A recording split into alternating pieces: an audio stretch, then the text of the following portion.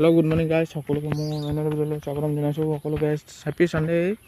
আজি এনজয় কৰা চবেই, একেলগে দেওবাৰ হয়, এনজয় কৰিবাই দেই। আৰু এখন পথাৰখন যোনখন কেইদিনমানৰ আগত মানে কঠীয়া দেখিছিলে, এতিয়াও কঠীয়াই আছে, নাই বুলি নকওঁ। কিছুমান উঠালে, কিছুমান নাই উঠোৱা, আৰু কিছুমানৰ ধানো ৰুই দিলে। আৰু এই চাইডটোতো দেখিব পাৰা, চাইডত ধান কঠীয়া বাচি গ'ল, মানে 5-6 মুঠি 10 মুঠিমান বাচিলে নেকি, আগফালে কেইমুঠিমান থোৱা আছে। তো এইটো পৰিৱেশ আমাৰ ইয়াৰ। ধান ৰুই 90% খতম ক'ব গ'লে। এই চাইডতো 90%, এই চাইডত অকল এঘৰৰ ৰুই আছে ক'ব পাৰিবা, আৰু চবৰ হৈ গ'ল। ইয়াত পানী হৈ আছে, যোৱাকালি অলপমান বৰষুণ দিছিলে, সেইবাবে পানী হৈ আছে, মানে আগৰ পৰাই পানী হৈ আছে ক'ব পাৰিবা।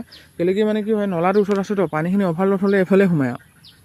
আমাৰ বাৰীফালে সোমাব নোৱাৰে, কেলেকি বাৰীফালে ওখ আছে, আৰু এইফালেতো হেৰি আছে, আৰু এইফালে মানে অলপ চাপৰ হৈ থৈছে, ওখ কৰি নাই দিয়ে যে পানীটো আহক কেতিয়াও নোহোৱাক। আৰু এই পথাৰখন শুকোৱাও নাছিলে, মানে বৰষুণ নিদিয়া আগলৈও অলপ পানী থাকিলে মানে একদম পানীখিনি নুশুকাইছিলে, দিয়ে মাত্ৰ হয় ডোখৰ, সেইকাৰণে শুকোৱা নাছিলে। কিন্তু এই চাইডটো শুকাই গৈছিলে, কিন্তু এতিয়া বৰষুণ দিয়াৰ ফলত ধুনীয়া হৈছে। এতিয়া চাওক, এই ধানখিনি গল্ডেন যোনখিনি হৈ আছে, মানে সোণালী ৰঙৰ, সেইখিনি বেছি দিন হোৱা নাই ৰুই কিনে, তো সেইকাৰণে এই ৰূপটোত আপোনালোকে দেখিছে। কেইদিনমানৰ পিছত এইখিনিও, এই ধানখিনি নিচিনা হৈ যাব, ডাৰ্ক গ্ৰীণ বুলি কয় যোনটো, ডাঠ সেউজীয়া। আৰু সেইফালে পাতলা সেউজীয়া হৈ আছে কিছুমান। আৰু ইয়াত ধানৰ পুঁজি এটা দেখিব আপোনালোকে, সেইটো ধানৰ পুঁজি কৈছোঁ, চৰি, ধানৰ হেৰি এটা, মানে মুঠি এটা, সেইটো সেইদিনাখন ৰুলে, বাচি গ'ল, মানে তাতে থৈ দিলে। যদি কাৰোবাক দৰকাৰ হৈ লৈ যায়, মানে এনেকেই ধান ইয়াত খেতি কৰা হয়। ইয়াত কেইটামান মুঠি বাকী আছে, ইয়াত আপোনালোকে দেখিছে এটা দুটা, মানে টোটেল 5টামান আছে। আলিটোত কেইটামান হোৱাইও থৈ দিছে, আপোনালোকে ভালকৈ দেখিলে গম পাব এইটো।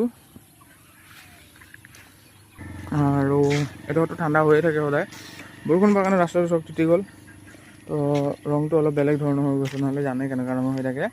আৰু এইফালে চাওক, আপোনালোকে কওকচোন কোনটো কিহৰ ধানৰ হয়, এই দুবাৰটো কোনটো ধানৰ হয়, আৰু এই দুবাৰটো কোনটো ধানৰ, যোনে জানে কমেণ্টত জনাব মোক।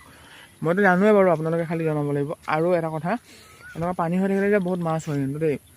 এইটো দেখিছে নাই, এতিয়া যে 2-3টা ৰুই দিছে, এইটো মানে যেতিয়া গৰু হাল বাবলৈ যাবলৈ আলি বনাই দিছিলে, তো আলি নাযায় মানে গৰুকেইটা, তো এইফালে ছাইডতে মানে এনেকৈ নুৰুই কিনে থৈ দিছিলে, যে সেইটো সিহঁতৰ মানে হেৰি আছিলে তো, কি ক'ম, মানে আপোনাৰ কঠীয়া ৰোৱা বাৰীখন আছিলে তো, তাত মানে যাবলৈ বনাই দিছিলে। নহ'লে ধানৰ ওপৰেদি গ'লেতো আপোনালোকে জানে কি হৈ যায়, আকৌ বেয়া হৈ যাব ন, সেইকাৰণে এইফালে। আৰু ধানখিনি এতিয়া বহুত ডাঙৰ হৈ গৈছে, ৰুওঁতে একদম সৰু থাকে, পুচকি এতিয়া চব কিমান ডাঙৰ, কেইদিনো হ'ল ক'ব গ'লে ৰুই মিনিমাম এখন হৈছে এসপ্তাহতে ইমানখিনি ডাঙৰ হৈ গ'ল।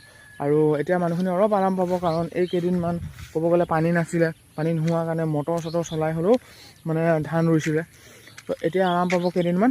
এতিয়া খালি ডিচেম্বৰ ওচৰা-ওচৰি মানে ধান পকি যাব। কিছুমানৰ আগতীয়া ধান, আমাৰো আগতীয়া ধান আছে, আপোনালোকক দেখাম আগতীয়া ধান। এতিয়া আমি কাটিব যাম, তেতিয়া আপোনালোকক দেখাম। সেইকাৰণে আমি নিজে কাটিম নেকি এবাৰ, যোৱাবাৰো আমি নিজে কাটিছিলোঁ, তো এইবাৰো আমি নিজে ধানখিনি কাটিম।